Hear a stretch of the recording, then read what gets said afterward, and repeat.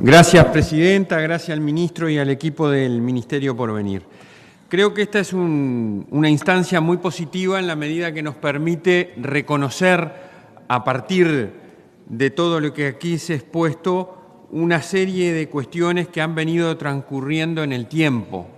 Yo quiero decir que agradezco al miembro interpelante que nos haya traído a la memoria, al recuerdo, todo lo que pasó durante 15 años de gobierno del partido al cual yo no pertenezco y con el cual durante el transcurso de ese tiempo tuvimos muchísimas discrepancias, porque las cosas no nacen de un repollo, las cosas tienen una génesis, un origen y luego las consecuencias que producen y que derivan o que tienen causas.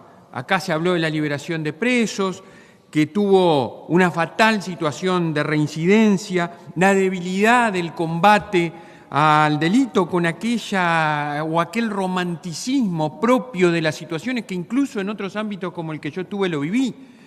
No podemos atender problemas como la seguridad o la educación mientras no atendemos las causas efectivas que le generan. Sí, señores, pero hay que intervenir rápidamente para encontrar soluciones en el hoy a los problemas que la gente padece y en particular la gente honesta y la gente trabajadora.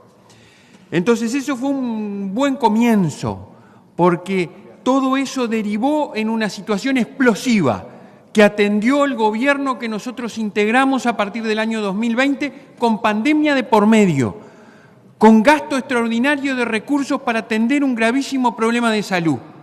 Y sin embargo yo tengo que reconocer que hubo algo muy importante en el gobierno anterior, con los ministros Larrañaga, Heber y luego Martinelli, que fue un tate quieto, un parate. Paró la explosión de delitos que venía en forma ininterrumpida.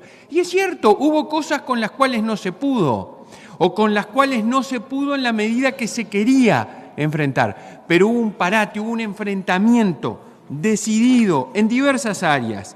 Hubo cambios institucionales estratégicos para el desarrollo en el marco de una función preventiva y represiva del delito. Y aquí hay personas que tuvieron responsabilidad directa, Presidenta, y que hoy están en este gobierno. Tecnologías aplicadas al combate del delito, gestión estratégica de recursos humanos. Y aquí se hizo referencia a la educación, y no sé si me va a dar el poco tiempo que tengo para decir todo lo que se hizo en materia de educación. El enfoque dual, yo recuerdo hablar con Diego Sanjurjo tantas veces de este tema de seguridad y fue él que me lo puso. Y luego aquí hay un enfoque claro, no solo combatir, sancionar, sino trabajar también en las causas del delito, que son tan importantes. La gestión directa con la academia, pero no es una novedad trabajar con la academia, por favor. Si el gobierno anterior trabajó mucho con la academia generando evidencia. Y por eso es muy importante, y yo estoy de acuerdo con muchas de las cosas que aquí se dijeron, de que la seguridad no admite relato. Y claro que no admite relato, y por eso hay que ir a algunas cuestiones. Perdón, senador, quisiera ampararlo en el uso de la palabra. Gracias, Presidenta. Muchísimas gracias. Y hay cosas que es cierto, en el marco del narcotráfico, hay que decir una cuestión que a todos nos preocupa. Hubo un lineamiento político de restituir las funciones de prevención y represión de los delitos asociados al tráfico ilícito de drogas. El nuevo comando de la Policía Nacional llevó a cabo un diagnóstico sobre el funcionamiento de las estrategias aplicadas al área. Se constató un debilitamiento y un repliegue operativo de una parte del aparato de represión del narcotráfico en sus distintas modalidades.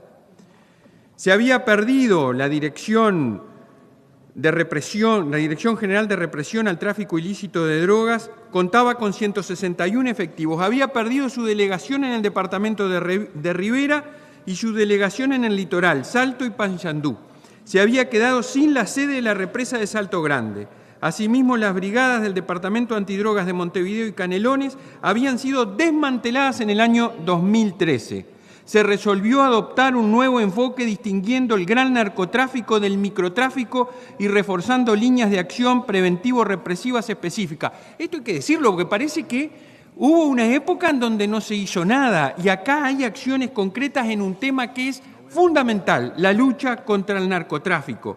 Se reabrieron las brigadas departamentales de las jefaturas de policía de Montevideo y de Canelones con 65 y 29 efectivos respectivamente. Y es bueno decirlo, porque de ahí comenzaron a bajar las cifras. Las incautaciones de cocaína en el periodo 2015-2019 fueron 12.916 kilogramos. En el periodo 2020-2024 fueron 13.261. Pasta base pasamos de 531 kilogramos a 4.658. Las operaciones antidrogas en el 2019 fueron en allanamientos 828. En el 2024, 1.986 habían sido 2.034. Las bocas desarticuladas en el 2019 fueron 363, en el 2023 más de 1.000 y en el 2024 960. ¿Por qué pongo esta cifra? En casi 12 horas que venimos manejando cifra, porque hubo avances concretos en temas que le dan en la nuca a la gente y a la gente que menos tiene, a los hijos de los trabajadores que muchas veces son presas del narcotráfico, producto de cuestiones vinculadas a la educación, que muchas veces no tienen la oportunidad. Y ahí la importancia de trabajar por la educación. Pero al momento que se trabaja por la educación, por darle las herramientas que no tienen, hay que trabajar en la represión y en el combate directo al delito. En materia de tecnología también podríamos decir que hay mucho, se invirtió muchísimo. En materia de zonas rurales, las estrategias en tecnología permitió dar un salto cualitativo en la gestión de seguridad pública, fortaleciendo tanto la capacidad operativa como la toma de decisiones estratégicas. Y la gente que está en el Ministerio del Interior y la gente que está en la policía sabe que es así, que se hicieron cosas. Y también es cierto, yo comparto, Presidenta, acá no hay que venir con relato de cosas que no son. Y por eso acá se dijo cosa de los chalecos que tuvieron 3 años vencidos, que es mentira, no es cierto. Hubo un problema con los chalecos al inicio y eran los famosos chalecos chinos, que no voy a recordar todo el lío que se generó con los chalecos chinos y la industria nacional. Se compraron chalecos de Israel y se dejó a este gobierno que asumió ahora todos los procesos licitatorios en curso para que no tuvieran el problema que tuvimos nosotros cuando asumimos el gobierno en materia de chalecos. Esa es la verdad, no es cierto lo que aquí se dijo entonces, cuando enconadamente o en forma tan vehemente se dice que se quiere construir el diálogo y se apunta solo a los que estamos de este lado, sepan que ustedes también o ustedes están incurriendo en esas cosas porque se olvidaron cómo fueron. Se olvidaron cómo fueron. Yo aquí tengo, miren, nosotros aquí no cuestionamos la cifra. No cuestionamos la cifra, porque además confiamos en Sanjurjo que está ahí. Confiamos. Era el mismo que antes dio las cifras. Pero miren lo que decía el Frente Amplio. Miren lo que decía el Frente Amplio, el ex senador Charles Carrera. El Frente Amplio cuestiona la cifra de delito. Estamos convencidos que hay un maquillaje, dijo Carrera. Y dijo que iban a ir organismos internacionales y que iban a acudir a la verdad. Y nos vapuleaban y nos cacheteaban cuando presentábamos la cifra. ¡Ay, ahora resulta que cómo puede ser que no construimos diálogo positivo para trabajar en la seguridad? Pero hay que tener rostro para venir a decir esas cosas. Cuando hicieron lo que hicieron, cuando eran oposición y en momentos de tantas dificultades como nos tocó vivir. Lo mismo acá tengo del senador Viera, el Frente Amplio descreen las cifras oficiales. Tengo de Fernando Pereira, tengo los tuits en redes sociales, que son realmente lapidarios respecto de las cosas que se dijeron y que se hicieron.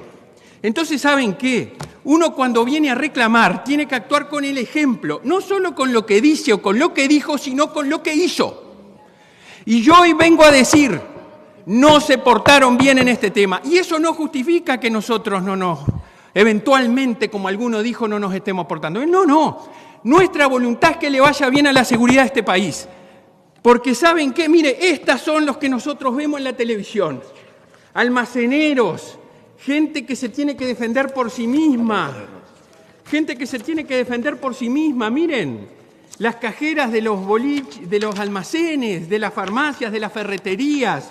padeciendo la gente, tratando de evitando que les roben las carteras. Esto es lo que pasa y habrá un 60%, pero ¿saben lo que pasa? Que entre las cifras que se dicen, yo realmente cuando hablo con la gente y recorro el país, no sé dónde está ese 60% de gente que se siente segura. La gente se siente muy insegura, tiene miedo de salir, les arrebatan las cadenas, no pueden andar. Y lo dicen, miren, vecinos de La Guada, titular de distintos medios, vecinos de Colón, vecinos de La Blanqueada, de Parque Valle, de Manga, y tengo más titulares, se están organizando. Y el otro día escuchaba en una radio una vecina que la entrevistaban, ¿y qué decía? Decía, mire, cuando nosotros acudimos a plantear estas cosas, nos dicen, era por el tema de la gente en la calle, porque este gobierno es el gobierno de los planes, permanentemente está haciendo planes. Yo comparto que tienen que haber planes. Yo comparto. Solicito una extensión, senador. Se vota la solicitud. Gracias, colegas. Gracias. 22 en 23. Gracias, colegas. Gracias, presidenta. Yo comparto que tienen que haber planes, presidenta. Yo comparto. Pero lo que no puede... ¿Sabe por qué comparto, presidenta? No por ser autorreferencial. Porque nosotros en la educación, el gobierno pasado, presentamos un plan de desarrollo educativo y lo tuvimos que elaborar. Confieso que tenía objetivos, tenía metas, lineamientos, objetivos, metas para cumplir los objetivos, responsables, periodos, presupuestación. Presentamos, hay que hacerlo, pero en el mientras tanto hay que actuar. Y lo que uno nota aquí es que no se ha actuado como se tenía que haber actuado. ¿Y sabe por qué, presidenta? Y yo lo tengo que decir con mucho respeto a los colegas, con mucho respeto, pero lo tengo que decir. ¿Cómo llegó el Frente Amplio al gobierno en materia de seguridad? Y yo voy a leer lo que dice su programa de gobierno en la página 51. Les pido que me escuchen. Miren, dice, debemos llevar adelante políticas de prevención que aborden el impacto, atento, que aborden el impacto de la ideología neoliberal, neoconservadora, patriarcal y colonial que tienden a desvalorizar a los sectores populares, mujeres, afrodisidencias, infancias y adolescencias como sujetos de estigmatización. Bueno, si uno parte de esto realmente y luego esto lo tiene que aterrizar, por supuesto que pasa lo que pasa. Que pasa el tiempo y no sabe cómo va a ser, porque vino en el romanticismo ideológico, dialéctico y discursivo, que no tiene aterrizaje en la realidad, y por eso pasa lo que pasa. Y uno se pone vehemente en esto, presidenta, porque a veces ¿sabe lo que pasa?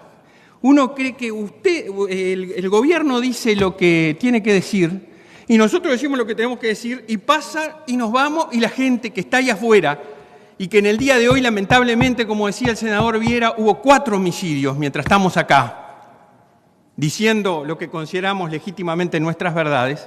La gente que está afuera dice, pero ¿y todo esto en qué va a contribuir? Y bueno, miren, el objetivo, el miembro interpelante, el senador Bordaberry, lo puso claro.